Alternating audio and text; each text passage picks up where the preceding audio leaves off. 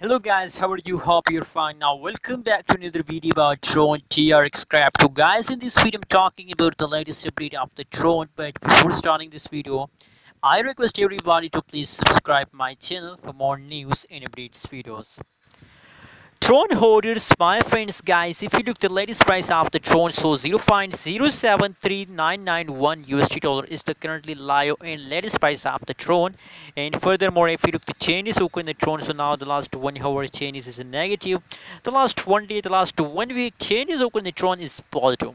So guys, my friends, from the last 1 week changes, from the last 7 days changes of the TRX, that's mean that today is the 7th August. That's mean that from the beginning of August, the price of the Tron is still positive. So that's mean that Tron is a positive cryptocurrencies in the market, and I hope that they will give you a profit if you hold for a month. And especially in my personal advice, my personal suggestion for all Tron holders is that please hold TRX to the last of August.